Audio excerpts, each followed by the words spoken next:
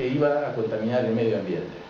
Hemos retrasado 20 años la producción de gas, que hoy en día sabemos que es el recurso energético vital para el desarrollo nacional y que nos garantiza nuestra autonomía y nuestra independencia en cuanto a recursos energéticos. Miren, ahora lo grave de todo es por qué el presidente Toledo firmó un decreto con PPK para permitir su exportación, pagando apenas unas regalías de unos cuantos centavos de dólar por cada UTB de gas natural exportada.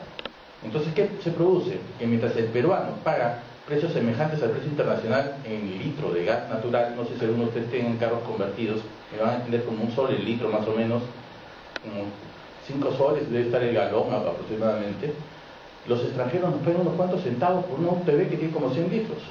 Es increíble, pero es cierto, eso lo hizo el presidente Toledo. Eso es más grande que la página 11, debe ser el robo más grande de la historia nacional. Muy discutible, muy antinacional, por lo menos. Y eso huele siempre a corrupción cuando se atentan contra los intereses del país. Después de hacer estas pequeñas reflexiones, no hacer papel de tontos útiles y tener la inteligencia suficiente para defender los intereses nacionales. No se asusten tanto, dicho sea paso, con lo de los proyectos mineros, porque en el caso de Conga, las 32 comunidades de la zona estaban de acuerdo con el proyecto. El problema ha venido cuando un funcionario público, un presidente regional, con recursos del Estado, de su gobierno regional, sacando a los empleados públicos a hacer marchas, protestas, etcétera, en jornadas laborales, ha bloqueado ese proyecto, haciéndole un grave daño a su región.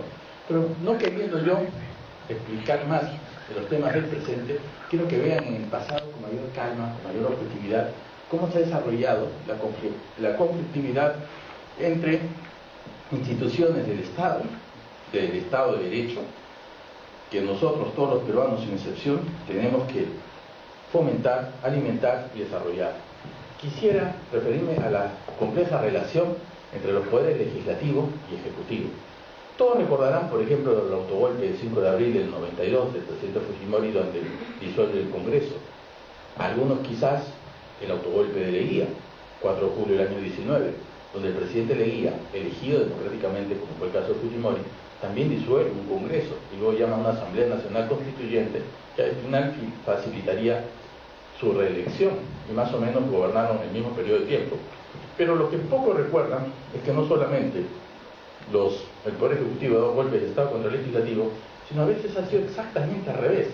El Congreso ha terminado sancionando, destituyendo a jefes de Estado, con algunas particularidades propias de las pasiones políticas de cada uno de sus momentos, y en decisiones que más que jurídicas siempre han sido políticas. No sé cómo pasan a la siguiente diapositiva. Ante todo, ¿quién fue el primer presidente destituido por el Congreso? Fue nada menos que José Mariano de la Ribagüero y Sánchez Boquete. Hay que entender que no era un personaje cualquiera de la historia nacional. Era el marqués de Montalegre de Aulestia, un ilustre militar y político, uno de los ideólogos de la independencia en Perú. Siendo millonario, siendo parte de la nobleza española, él más bien apuesta por la causa de la emancipación, es decir, un patriota verdadero. A pesar de su condición de ser adinerado, él arriesga todo para impulsar las conspiraciones contra el dominio español en esta parte de la América del Sur, desde antes de la presencia de San Martín en nuestros territorios. Por favor, la siguiente. También sería el primer golpista. Ribagüero, ¿dónde adquiere la concepción separatista? Aunque parezca irónico, en España. Le pasa lo mismo que a San Martín, le pasa lo mismo que a Bolívar. Todos fueron realistas primero y luego vino una concepción separatista. ¿Cuál es el fenómeno que facilita la independencia de los dominios hispanoamericanos sobre la metrópoli?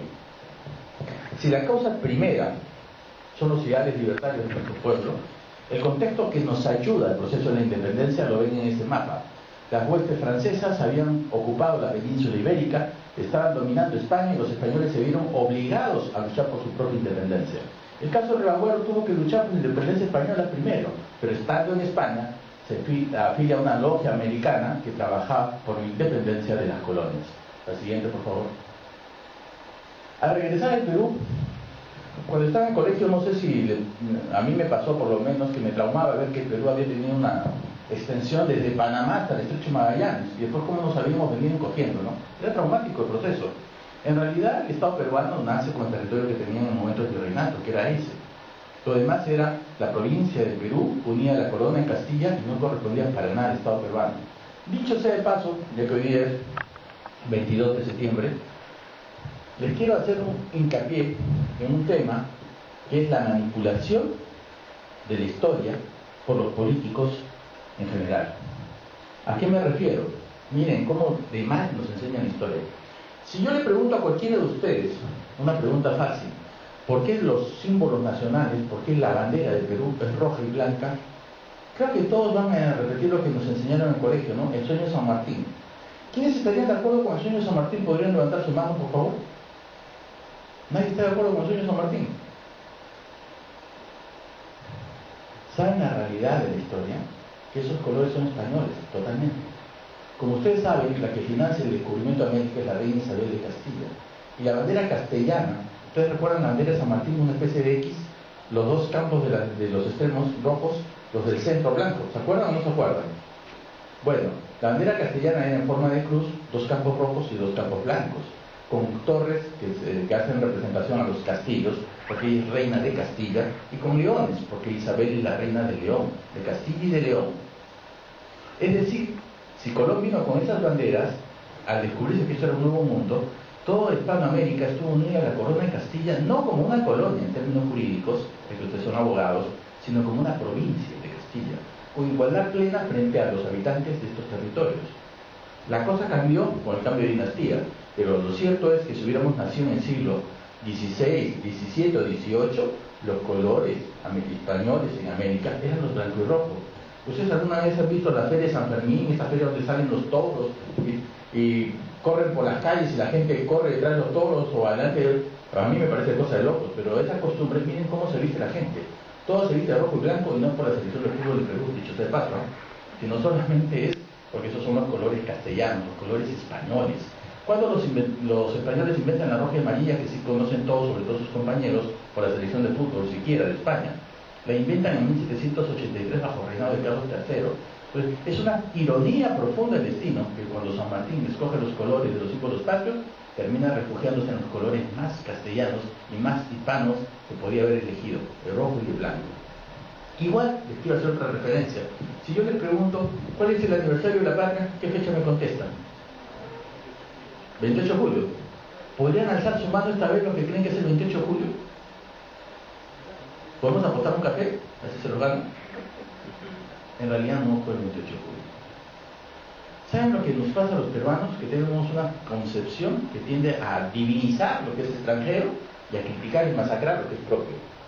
Y en esa divinización del extranjero hemos puesto grandes monumentos a San Martín y a Bolívar, hemos relegado a Tupac Amaru y al esfuerzo de nuestros próceres. Eso es una aberración. Nosotros estamos con una personalidad subvaluada, nos debemos sentir muy orgullosos de nuestra historia nacional. Miren, por lo menos saben quién fue Jorge Basadre, ¿no es cierto?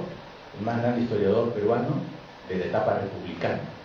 Y ese don Jorge Basadre, que también era sanmarquino, dicho sea de paso, don Jorge Basadre decía que el Estado peruano recién se constituye no el 28 de julio. ¿Qué es el 28 de julio? Un general argentino llega a la capital del virreinato y declara la independencia del Perú. Pero disculpen, eso es puro centralismo limeño. Antes que declarar la independencia del Perú en la capital, se declaró en diferentes ciudades, comenzando por Sucre y terminando por la sierra y la selva, porque estas fueron vencidas las tropas realistas. Entonces, ¿por qué teníamos que decir que la declaración de Lima es más importante que la de los otros pueblos juntos? Más aún, cuando por ejemplo el departamento de la Libertad tenía más población que Lima, el departamento del Cusco tenía más población que Lima. Ese es un centralismo limeño. Entonces decía Jorge Basadre que el Estado peruano no nació el 28 de julio, era una aberración. ¿Cuándo nacía? ¿Cuándo? Justamente en la capilla de la Universidad de San Marcos, los representantes de los cabildos de las ciudades, de lo que serían los departamentos del Perú, deciden reunirse todos. ¿Y para qué se reúnen? Para conformar el primer Congreso Constituyente del Perú.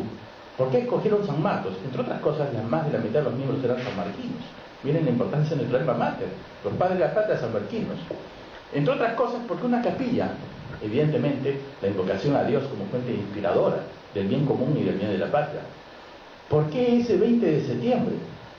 Porque ya San Martín había regresado de su encuentro con Bolívar, que había ido a protestar, entre otras cosas, porque Bolívar nos había quitado Guayaquil, la actual costa y sierra de Ecuador, imagínense. Y como luego a ganar en la R-41 le regalamos la zona de Sucumbios, a costa del territorio peruano y de las gracias a Bolívar. le hemos tenido que, y todavía hay peruanos que